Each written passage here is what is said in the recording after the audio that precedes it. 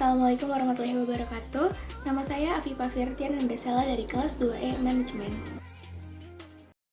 Pada video kali ini, saya akan membahas tentang meledaknya COVID-19, vaksin palsu merajalela.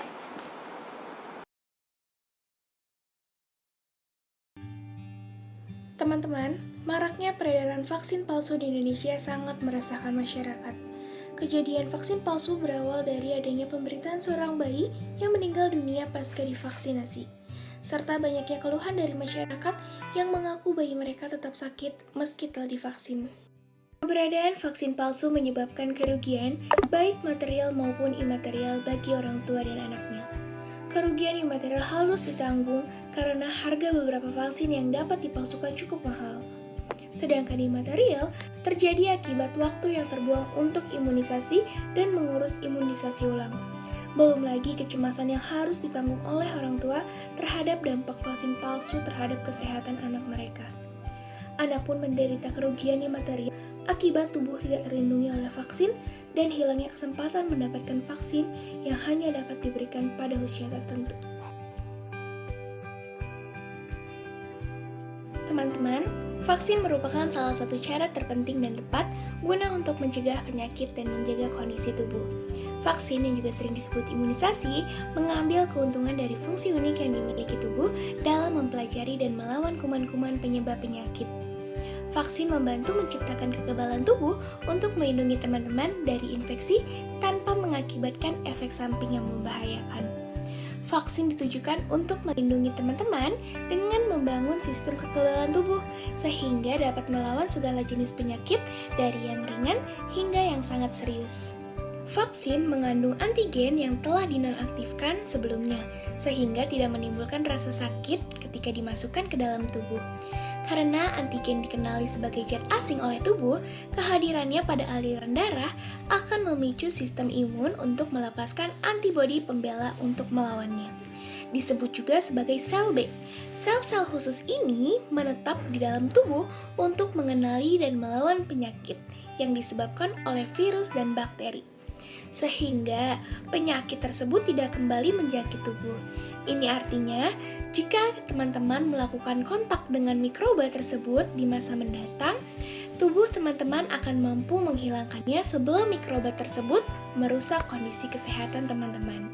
Intinya, vaksin memperkenalkan teman-teman kepada virus atau bakteri untuk melindungi teman-teman dari penyakit yang mereka timbulkan di masa mendatang. Imunisasi untuk beberapa penyakit tentunya perlu diperkuat, sehingga pada beberapa kasus, vaksin yang sama diberikan lebih dari satu kali.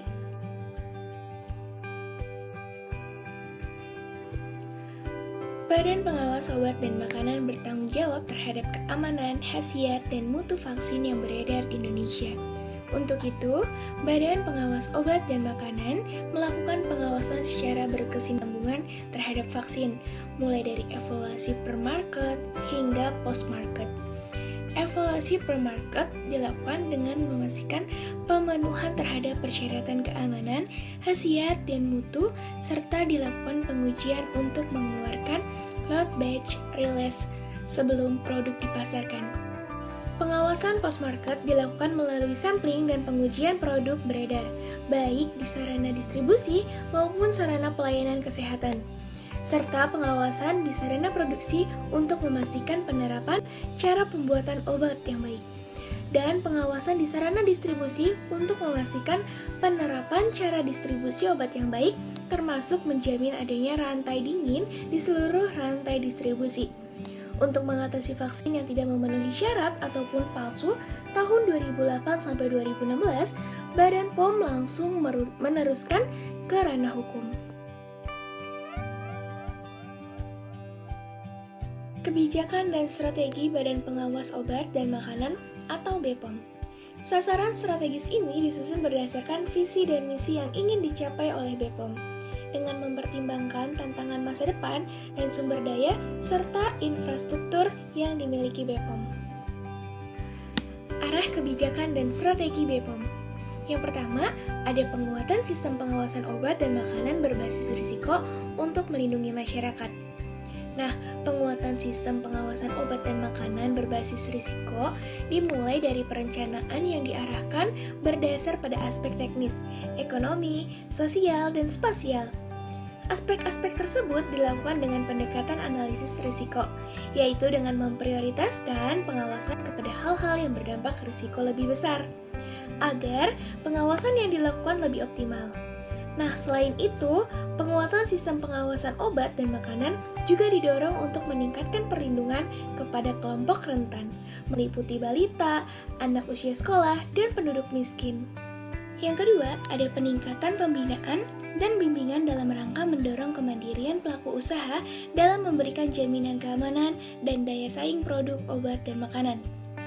Nah, sejalan dengan revolusi mental, diharapkan BPOM dapat meningkatkan kemandirian ekonomi, utamanya daya saing obat dan makanan. Pendekatan dalam kebijakan ini meliputi antara lain penerapan risk management program secara mandiri dan terus-menerus oleh produsen obat dan makanan. Ketersediaan tenaga pengawas merupakan tanggung jawab produsen, namun BPOM perlu memfasilitasi pemenuhan kualitas sumber daya pengawasan tersebut melalui pembinaan dan pembimbingan, pelatihan, maupun media informasi. Teman-teman, sebelumnya simak video berikut ini ya. Setelah kasus vaksin palsu terbongkar dan petugas kepolisian berhasil meringkus beberapa tersangka di kota Semarang, muncul dugaan vaksin palsu sudah beredar di wilayah Jawa Tengah.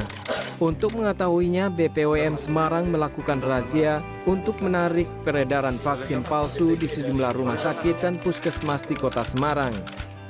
Petugas memeriksa ruang penyimpanan obat-obatan di setiap rumah sakit dan puskesmas. Beberapa sampel vaksin pun disita untuk diuji di laboratorium BPOM Semarang. Nah, teman-teman, kesimpulannya adalah secara khusus pelaku usaha dalam memproduksi dan mengedarkan produk vaksinnya harus berpedoman pada ketentuan CPOB yang diatur dalam Peraturan Kepala BPOM tentang penerapan pedoman cara pembuatan obat yang baik. Tanggung jawab pelaku usaha dalam produksi dan peredaran vaksin di Indonesia terdiri dari tanggung jawab administrasi, tanggung jawab pidana, dan tanggung jawab perdata. Tanggung jawab pemerintah terhadap produksi dan peredaran vaksin berupa pembinaan dan pengawasan terhadap produk yang akan diproduksi sampai produk tersebut diedarkan. Selain pemerintah, pihak non-pemerintah seperti BPOM dan LPKSM juga berhak bertanggung jawab terhadap produksi dan peredaran vaksin palsu. Pelaku usaha yang dalam memproduksi dan mengedarkan vaksin tidak sesuai dengan peraturan yang berlaku, maka dapat dikenai sanksi administrasi, sanksi pidana, dan sanksi perdata. Sekian video dari saya, kurang lebihnya mohon maaf. Wassalamualaikum warahmatullahi wabarakatuh.